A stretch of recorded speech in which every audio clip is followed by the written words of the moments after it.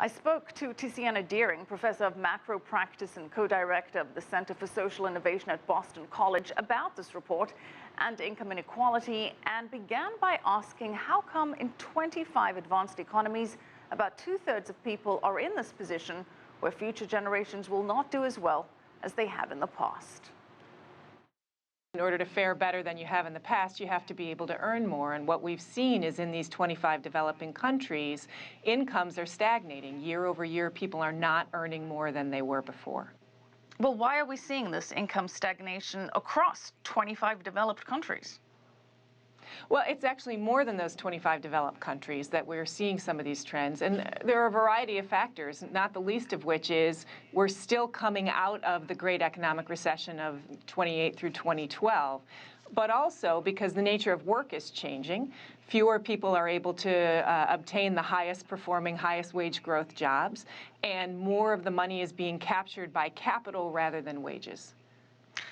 Well, you know, they say the rich keep on getting richer, and according to Nobel Prize-winning economist Joseph Stiglitz and others, that does seem to be the case. Certainly in the U.S., the upper 1% of Americans now taking in nearly a quarter, 25% of income. And in terms of wealth rather than income, the top 1% controlling 40%. Now, 25 years ago, the top 1% had 12% of income and 33% of wealth. How has that shift happened? So and it is a massive shift. I mean, we're looking at levels of wealth inequality that mirror the Great Gatsby era in 1929. And again, part of it is because of changes in tax policy. Part of it is because changes in work.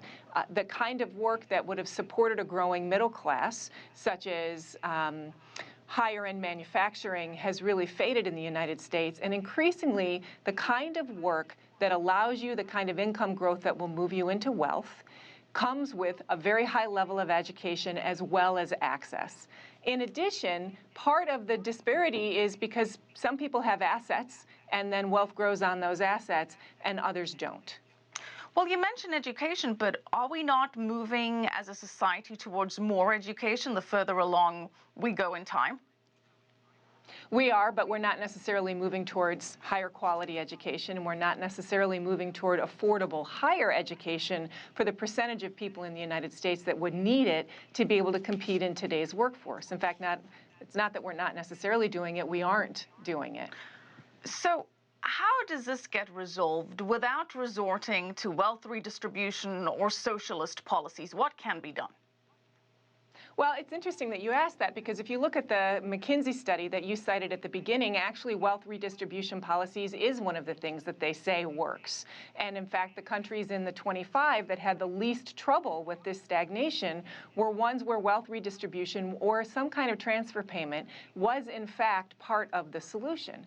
Investing in more affordable education as well as private investment in new forms of industry. For example, green technologies, new types of manufacturing at the hyper-customized level will also create different kinds of jobs in the, say, overall job portfolio than what we have now.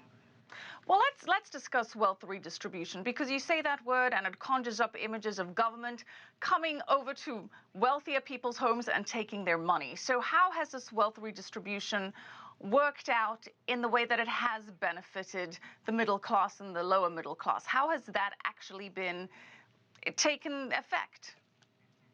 Well, so it's been a bumpy road. It depends on how far back you go.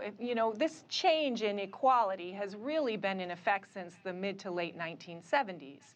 But we saw an acceleration in it during and after the Great Recession, when it was easier for people with assets to recover from the blows of that recession than for those who don't have assets.